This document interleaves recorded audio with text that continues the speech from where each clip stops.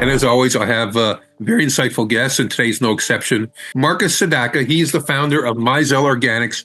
And it's going to be very interesting. We're going to talk about mushrooms today because, like everybody, I know about mushrooms, but after talking to Markus, I really don't know much about mushrooms. There's a lot more to learn. Tell us about yourself.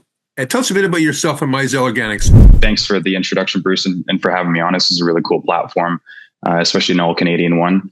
So I'm one of the founders of Myzel. We started it about 4 years ago. We're based in Niagara Falls, and our main focus is cultivating the highest quality organic functional mushrooms at our facility in Niagara. We took over a large poultry operation and took about 2 years retrofitting it to be fit for sterile mushroom production. So that's our focus right now. And very minimally processed. We reduce everything to a powder, and we supply our functional mushroom powders, the organic ones, as an ingredient to a number of different verticals out there. Three main verticals is usually what we're targeting. Dietary supplements and nutraceuticals, which seems to be one of the categories that have been using mushrooms the longest. Probably what people are most familiar with is buying those mushroom capsules or things like that.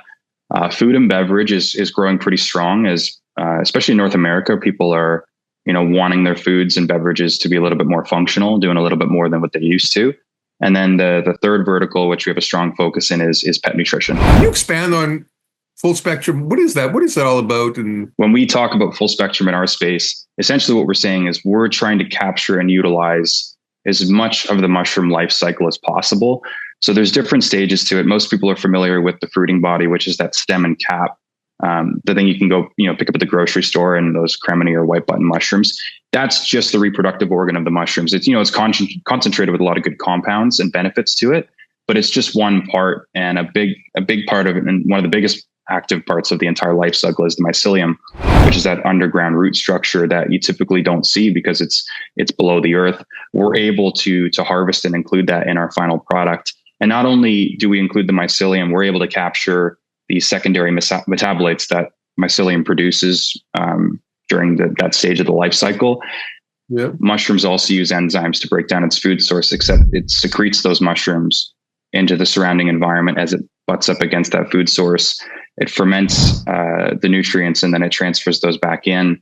And that's how it consumes its food for the most part. So we're able to capture all that in our final product. We want to include every different level of the cycle because each, in their own right, have different benefits to it. What should I know about mycelium?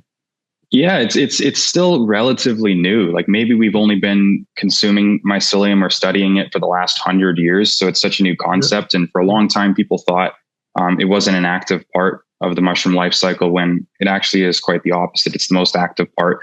It's the body of the organism. So essentially it's what lives on. So when it feels the need to reproduce and it's challenged in its environment, it'll morph itself. The mycelium will transfer the cells and morph itself above ground to produce one of those fruiting bodies, which generally only last a couple of days. Hence why, when you bring some mushrooms home from the grocery store, you put it in your fridge, you forget about it. Only a couple of days later, it's already bad. They're not really designed to last that long. They, generally open up with the cap, they release the spores, and the life cycle begins again. With the mycelium, that continuously lives on, which can live for hundreds or thousands of years.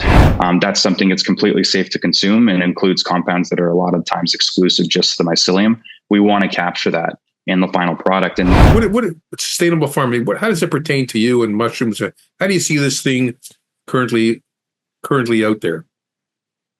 Yeah, there's so many ways in which it can be done, and it all depends on the operation. But we made an emphasis when we took over an existing poultry operation that, otherwise would have been, probably bulldozed or used for something completely different. We were able to repurpose it. Fortunately, when we acquired our property, it came with two big water retention ponds on it. So all we had to do was really connect that back into our main facility. We collect and capture all of the rainwater on the property, and we source that back in for production. And water, to some that know about growing mushrooms, is an essential part, and you need quite a bit of it in some cases to cultivate mushrooms. And we dug geothermal lines outside parallel to our facility. So we actually heat and cool our entire facility using geothermal energy. Very effective. And the last phase in which we're going to do is implement solar on our roof, which to recoup a lot of energy there. That will actually allow us to become net zero energy as a facility, which would be one of the few, if only, doing our type of mushroom production in the world, operating in net zero energy. How do you see the future of mushrooms and the future of mushrooms are certainly still in its infancy stage. There's still a lot of confusion around the different formats and where it's even coming from. But where I see it going is it's going to have tremendous growth over the next few years. It's continuing at a steady pace in dietary supplements and nutraceuticals. The next category where you're probably going to see pretty tremendous growth is the functional food and beverage sector, where people are wanting to include functional ingredients in different types of formats, like even chips or different types of protein shakes or soups and broths and things like that. Oh, wow. We see a lot of growth there. And then one, like I mentioned earlier, I'm very excited about this category and this vertical is pet nutrition.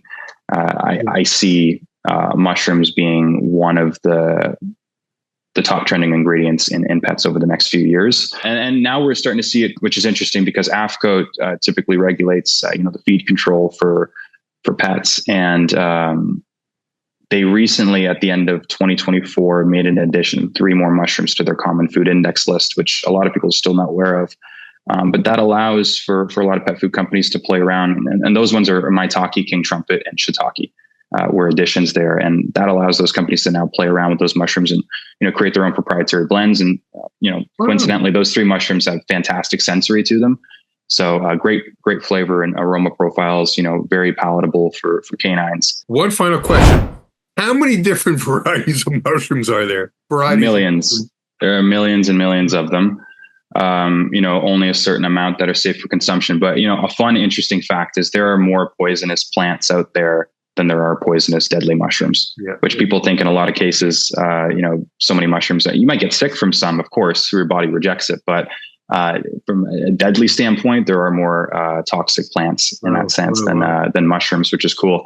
But for us, we have a culture bank of at least 30 or 40 different species right now with multiple strains. Some of them are a little bit newer that we're introducing to some brands. But the main ones we rotate through, and the number one mushroom in the market right now is lion's mane, and then cordyceps and reishi, and turkey tail maybe being a close fourth. This has been very insightful. Thank you for coming on the podcast. It was great to have you. Thanks for giving me a chance to talk about mushrooms.